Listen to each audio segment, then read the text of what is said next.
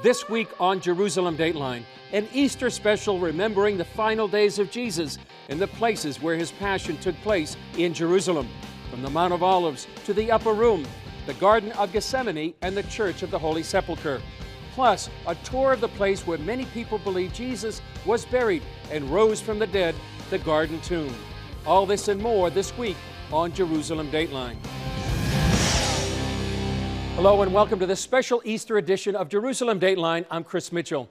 On Easter Sunday, millions of Christians around the world celebrate the resurrection of Jesus. I'm here in Jerusalem's Old City on the Via Dolorosa, the place many people believe was the path Jesus took on his way to the crucifixion. Here's a look at the steps of Jesus here in Jerusalem, from the night he celebrated the Passover meal to the resurrection. Welcome to Jerusalem and to the Mount of Olives. From this vantage point, you get an amazing panoramic view of the city and see the sights described in the Gospels about the passion of Jesus, from the agony in the Garden of Gethsemane to the resurrection in the Garden Tomb. We start our journey over there on Mount Zion and the site of the Last Supper. Across the valley from the Mount of Olives, here on Mount Zion, is the Upper Room, the traditional site where Jesus celebrated the Passover meal with his disciples, the Last Supper. Here's how the Gospel of Mark tells the story. And he sent out two of his disciples and said to them, "Go into the city, and a man will meet you carrying a pitcher of water. Follow him. Wherever he goes in, say to the master of the house, 'The teacher says, where is the guest room in which I may eat the Passover with my disciples?' Then he will show you a large upper room, furnished and prepared. There make ready for us." So his disciples went out and came into the city and found it just as he had said to them, and they prepared the Passover. In the evening he came with the 12. Now as they sat and ate, Jesus said, "Assuredly I say to you, one of you who eats with me will betray me." And they began to be sorrowful and to say to him one by one, "Is it I?" And another said, "Is it I?" He answered and said to them, "It is one of the 12 who dips with me in the dish. The Son of Man indeed goes just as it is written of him, but woe to that man by whom the Son of Man is betrayed. It would have been good for that man if he had never been born." And as they were eating, Jesus took bread, blessed and broke it, and gave it to them and said, "Take, eat, this is my body." Then he took the cup, and when he had given thanks, he gave it to them, and they all drank from it. And he said to them, "This is my blood of the new covenant, which is shed for many. Assuredly I say to you, I will no longer drink of the fruit of the vine until that day when I drink it new in the kingdom of God." And when they had sung a hymn, they went out to the Mount of Olives. After the Last Supper on Mount Zion, Jesus and his disciples came here to the Garden of Gethsemane at the bottom of the Mount of Olives. And hear how it's described in the Gospel of Luke. Coming out, he went to the Mount of Olives, as he was accustomed, and his disciples also followed him. When he came to the place, he said to them, "Pray that you may not enter into temptation." And he was withdrawn from them about a stone's throw. And he knelt down and prayed, saying, "Father, if it is your will, take this cup away from me. Nevertheless, not my will, but yours be done." Then an angel appeared to him from heaven, strengthening him. And being in agony, he prayed more earnestly. Then his sweat became like great drops of blood falling down to the ground. When he rose up from prayer and had come to his disciples, he found them sleeping from sorrow. Then he said to them, "Why do you sleep? Rise and pray, lest you enter into temptation." And while he was still speaking, behold, a multitude, and he who was called Judas, one of the 12, went before them and drew near to Jesus to kiss him. But Jesus said to him, "Judas, are you betraying the Son of Man with a kiss?" After Judas betrayed Jesus in the Garden of Gethsemane across the Kidron Valley, they brought him here to the house of Caiaphas, the high priest. Today, it's the Church of St. Peter in Galacantu. Galacantu means the rooster crowed, and it's the place where Peter denied Jesus 3 times before the rooster crowed. Here's how the book of Matthew describes what happened to Jesus when he was brought before the high priest Caiaphas. And those who had laid hold of Jesus led him away to Caiaphas the high priest, where the scribes and the elders were assembled. But Peter followed him at a distance to the high priest's courtyard, and he went in and sat with the servants to see the end. Now the chief priests, the elders, and all the council sought false testimony against Jesus to put him to death, but found none. Even though many false witnesses came forward, they found none. But at last 2 false witnesses came forward and said, "This fellow said, I am able to destroy the temple of God and to build it in 3 days." And the high priest arose and said to him, "Do you answer nothing? What is it these men testify against you?" But Jesus kept silent. And the high priest answered and said to him, "I put you under oath by the living God. Tell us if you are the Christ, the Son of God." Jesus said to him, "It is as you said. Nevertheless, I say to you, hereafter you will see the Son of Man sitting at the right hand of the power and coming on the clouds of heaven." Up next, Jesus is brought before Pilate, led to his crucifixion, and then rose from the dead.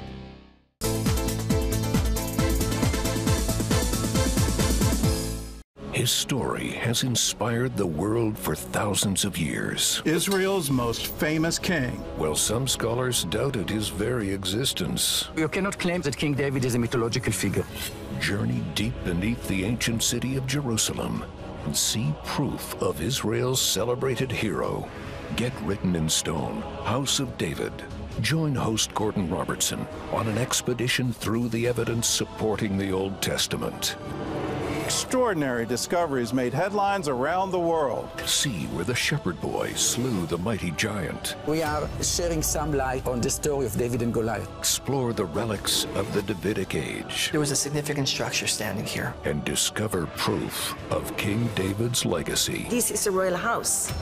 Written in Stone, House of David can be yours for any dollar amount. Call 1-800-700-7000 or go to CBN.com. Available now.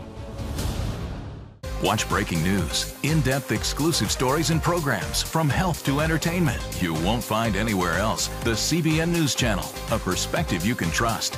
Enjoy credible news reporting from around the world. Discover inspiring programs and stories of hope, all in one place from a Christian perspective. The CBN News Channel, a perspective you can trust. To watch the CBN News Channel, download the app or visit cbnnewschannel.com. This Easter season, celebrate our risen Savior with your CBN family. Join us on the CBN Family app for a virtual communion with Pat, special Easter teachings from Gordon, and more Holy Week reflections and services. Bake a springtime favorite with Wendy, and watch Terry share the meaning of Easter with her family. Don't miss this special time of celebration on CBN Family. This is another section of the Via Dolorosa, the place where many people believe Jesus took on his way to the crucifixion. On our journey, we've been to the upper room, the house of Caiaphas, and the Garden of Gethsemane. Here's the rest of the story as described in the Gospels. After Jesus was brought before the high priest, he was then brought before Pontius Pilate. This area just outside the walls of the old city is known as the Seat of Pilate. Many people believe 2,000 years ago, this was a gate into the palace of King Herod, where Pilate judged Jesus.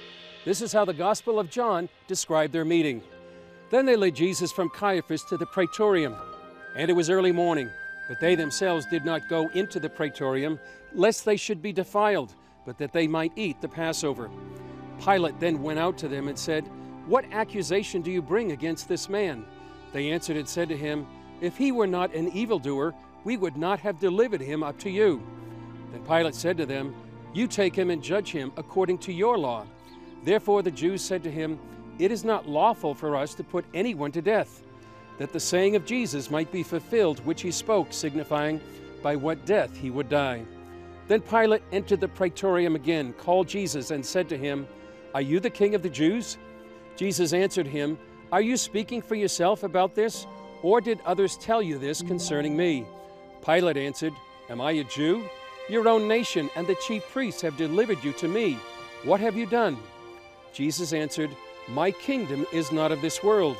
If my kingdom were of this world, my servants would fight, so that I should not be delivered to the Jews.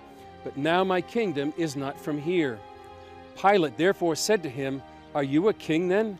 Jesus answered, "You say rightly that I am a king. For this cause I was born, and for this cause I have come into the world, that I should bear witness to the truth. Everyone who is of the truth hears my voice." Pilate said to him, "What is truth?" And when he had said this, he went out again to the Jews and said to them, "I find no fault in him. But you have a custom that I should release someone to you at the Passover. Do you therefore want me to release to you the King of the Jews?" Then they all cried again, saying, "Not this man, but Barabbas." Now Barabbas was a robber. So the crowd demanded that Barabbas be released and Jesus be crucified. So Pilate sentenced Jesus to death. This is the church of the Holy Sepulchre, where many people believe Jesus was crucified, died, was buried, and rose from the dead. This is how the Gospel of Mark described what happened. And they brought him to the place Golgotha, which is translated, place of a skull. Then they gave him wine mingled with myrrh to drink, but he did not take it. And when they crucified him, they divided his garments, casting lots for them to determine what every man should take. Now it was the third hour, and they crucified him. And the inscription of his accusation was written above, "The King of the Jews." With him they also crucified two robbers, one on his right and the other on his left. And so the scripture was fulfilled, which says, "And he was numbered with the transgressors." And those who passed by blasphemed him, wagging their heads and saying, "Aha, you who destroy the temple and build it in 3 days, save yourself and come down from the cross." Likewise the chief priests also, mocking among themselves with the scribes, said, "He saved others, himself he cannot save. Let the Christ, the King of Israel, descend now from the cross, that we may see and believe." Even those who were crucified with him reviled him. Now when the 6th hour had come, there was darkness over the whole land until the 9th hour. And at the 9th hour Jesus cried out with a loud voice, saying, "Eloi, Eloi, lama sabachthani," which is translated, my God, why have you forsaken me?" Some of those who stood by when they heard that said, "Look, he is calling for Elijah." Then someone ran and filled a sponge full of sour wine, put it on a reed, and offered it to him to drink, saying, "Let him alone. Let us see if Elijah will come to take him down." And Jesus cried out with a loud voice and breathed his last. Then the veil of the temple was torn in two from top to bottom. So when the centurion who stood opposite him saw that he cried out like this and breathed his last, he said, "Truly, this man was the Son of God." Then Mark tells us that Joseph of Arimathea took the body of Jesus and laid him in a tomb. Then on the morning of the 3rd day, Mark tells us the rest of the story. Now when the Sabbath was past, Mary Magdalene, Mary the mother of James, and Salome brought spices, that they might come and anoint him. Very early in the morning on the 1st day of the week, they came to the tomb when the sun had risen. And they said among themselves, "Who will roll away the stone from the door of the tomb from us?" And when they looked up, they saw that the stone had been rolled away, for it was very large. And entering the tomb, they saw a young man clothed in a long white robe, sitting on the right side. And they were alarmed. But he said to them, "Do not be alarmed. You seek Jesus of Nazareth, who was crucified. He is risen." And people all over the world say, "He is risen indeed." Coming up, a tour of the Garden Tomb, the place many believe Jesus was crucified, buried, and rose from the dead. It was not my grace, but God, that I might come to the Irish nations to preach the gospel. Now available from CBN Films, I Am Patrick. Get your DVD for a gift of $15 or more. What brings you back, Roman? People thought that this mission was crazy, that his efforts to Christianize Ireland were doomed to failure. From slave to missionary. Who among you heeds the call? Why would this man put himself in danger among enemies who do not know God? From sinner to saint. Patrick's story began a chain of events that is quite remarkable in the impact that it had. I am Patrick. Those are the words that begin the history of Ireland. I Am Patrick. Get your DVD of this inspiring documentary today. Call 1-800-700-7000 or go to cbn.com.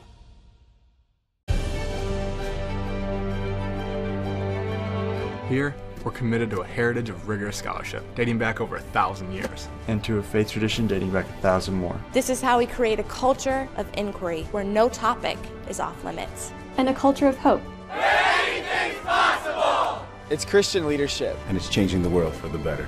It's higher learning. It's greater knowing. It's what makes us whole. It's what makes us regent.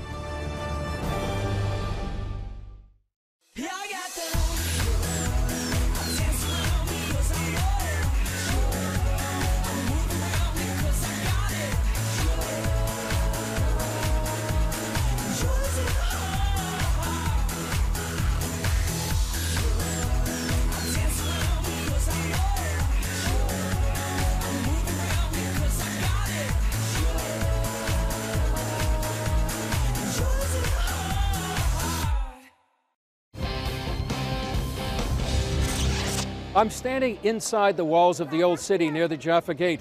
And just like 2,000 years ago, people come from all over to celebrate the Passover here in Jerusalem. There are two locations where many people believe Jesus was buried and rose from the dead. We've just seen the Church of the Holy Sepulchre. The other is called the Garden Tomb. Here's a tour of the Garden Tomb and why many people believe this is the site where Jesus was buried and rose from the dead. Welcome to the Garden Tomb, one of my favorite places in all of Jerusalem, and the ideal location to come during the Easter season. We have Cesar here from the Garden Tomb Association to give us a tour. Hi Chris, welcome to the Garden Tomb. It's so good to have you here with us today. Great to be with you. Tell us about the history of the Garden Tomb. There's so much history in this place. Beginning in 1842, people began to identify this place as another possibility for the place of the crucifixion, burial, and resurrection of Jesus Christ for three main reasons. One of the main elements that attracted people to the location had to do with the location of the site in relation to the old city. According to what we see in the Gospel of John chapter 19, our Lord Jesus Christ was crucified. He was led out to a place called Golgotha, which was outside the city. John specifies that the place of the crucifixion was near the city. Now, when you go to the platform where you can see the place of the skull, there you can see a section of the northern wall of the old city of today. And that section of the northern wall that you can see today actually follows the original location of the northern wall that was there at the time of Jesus. So outside the walls? Outside the walls, near the city, according to what we see in John. And also we see in the book of Hebrews chapter 13 that Jesus, in order to sanctify the people with his own blood, he suffered outside the city gate. Not too far from this location we have Damascus Gate, which would have been a prominent gate at the first century on the northern side. The second reason that attracted people to the place had to do with the appearance of the place, the resemblance of a skull on the side of the hill. In the Gospel of Mark chapter 15 in verse 22, we read that they brought Jesus to the place called Golgotha. And the name Golgotha or Golgotha in the Aramaic language simply means skull. And in English, people use the word Calvary, which comes from the Latin Calvaria, which also means skull. In antiquity, it was very common for people to name places after things that people could relate to. So people began to associate the appearance of the place with the meaning of the name of the place where Jesus was crucified. And I understand you also have a wine press here from the time of Jesus. That is correct. And that leads us to the third point. And for that, let me show you this part of the garden. Sure. So the third reason that attracted people to this site had to do with the location of this property in relation to the possible place of the crucifixion of Jesus Christ. In the Gospel of John chapter 19 in verse 41, we read that in the place where he was crucified, there was a garden. And in the garden, a new tomb in which no one was buried before. According to John, the place of the crucifixion and the tomb, they were very close to each other. And John also tells us that in the property where the tomb was, there was a garden. Now, the strongest evidence that we have of a garden from the time of the first century was the discovery of what you see down below right now. So this is a wine press? This is part of a wine press. It's important to clarify that. This is one of the most common types of wine presses that you can find here in the land of Israel. This is the basic type or the basic model, which is made up of 2 tiers, okay? Now today we don't see the actual treading floor because it is located somewhere underneath that platform. The Garden Tomb is yet to do more excavations here. What we see over here was discovered in the 1920s, back in 1924, and this is the lower tier or the bottom tier of the wine press. This is known as the collecting vat. This is the place where they would have collected the must or the juice to start the fermentation process to produce wine. And this was a significant discovery for the place because it tells us that this place right here was used as a garden, more specifically as a vineyard in ancient times. Back to the time of Jesus, 2,000 years ago. Possibly at the time of Jesus. We still got to do more excavations in order to say 100% this is from the time of the 1st century. But let me take you now to the most important element in this place. The tomb itself. Exactly. So follow me. Now this is the most important element of the site, and I believe it's the most important element of the story itself. Just like what the Apostle Paul says in 1 Corinthians 15, when he talks about the event of the resurrection of Jesus Christ. The Apostle Paul says that if there is no resurrection of the dead, then Christ is not risen. And if Christ is not risen, then our preaching is empty and your faith is void. This will be a waste of time if there's a body inside this tomb. So here we are in the first chamber. This chamber is known as the Indy Chamber, just a fancy name for the first chamber of access for the family. This was the place where the family would prepare the body for burial. And this was also the place where the family would have had the final morning ritual. In fact, right here where I'm standing over here, there was a stone bench. And this is the place where they will lay the body to do the preparation of the body, but also this was the place where the body will stay for the morning ritual.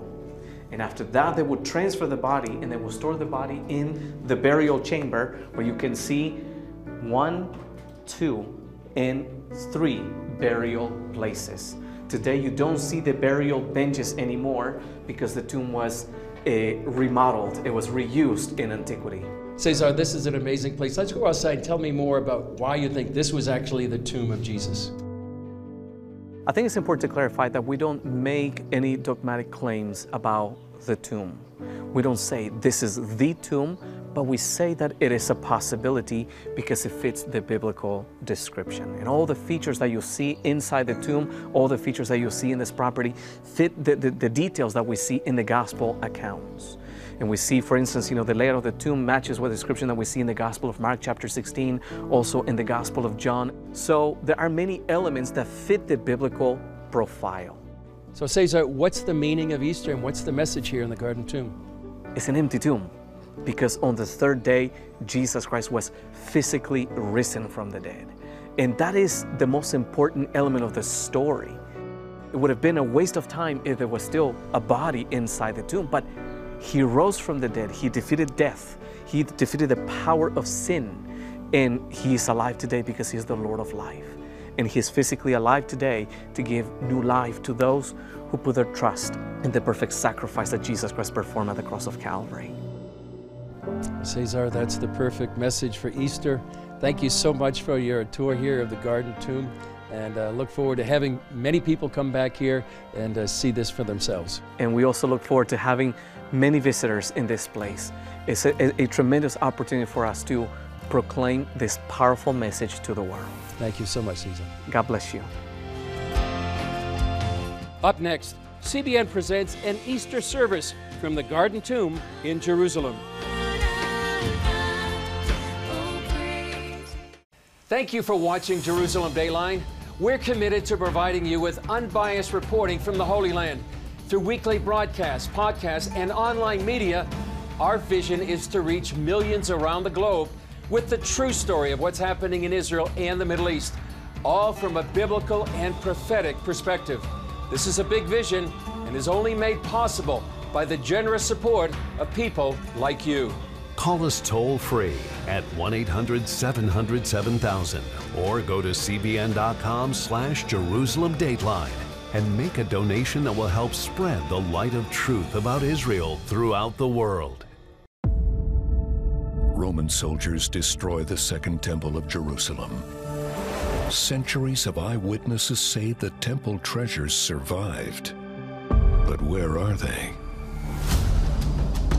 They went from Jerusalem to Rome, Rome to Carthage, Carthage to Byzantium. Historians are silent about what happened to it next.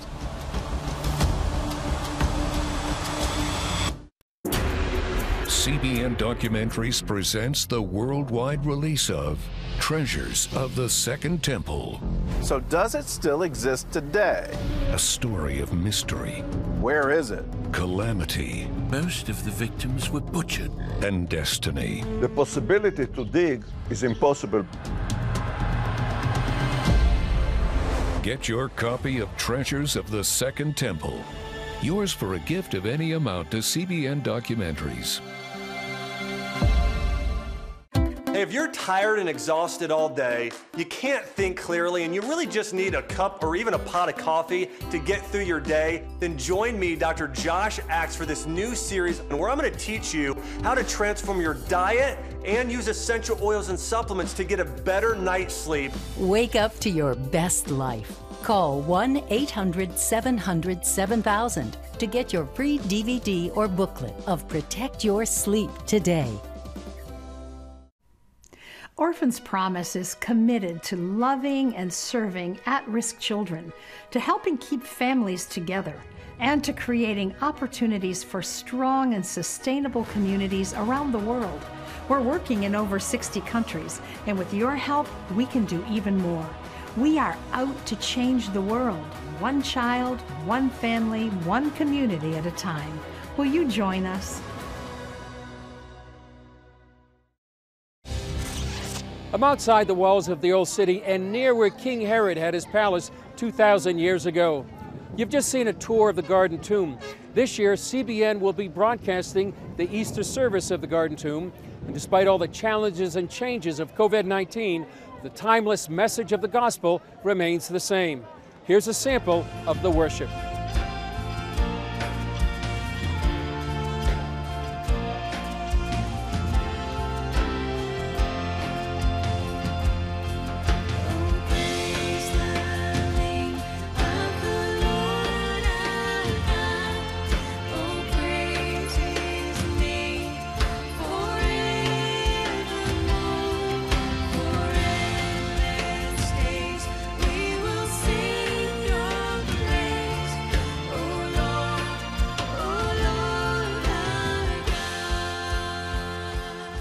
You can watch the Garden Tomb service on the CBN News Channel. And for more information, you can go to EasterSunriseService.com. And if you'd like to see some of the features from this program and much more, you can download the CBN Family app. Thanks for joining us on this special Easter program. After the resurrection of Jesus, his good news of the kingdom spread around the world, from here in Jerusalem, Judea and Samaria, and the uttermost parts of the earth. That's why so many believers come here to Jerusalem to see for themselves the sites where the Passion of Jesus took place. During the season of the worldwide COVID pandemic, when travel is restricted here in Israel, we hope you've enjoyed this journey through the city and through the Gospels of the greatest story ever told. On this Easter Sunday, millions of Christians around the world will celebrate that story with the words, "He is risen indeed." I'm Chris Mitchell. We'll see you next time on Jerusalem Dateline.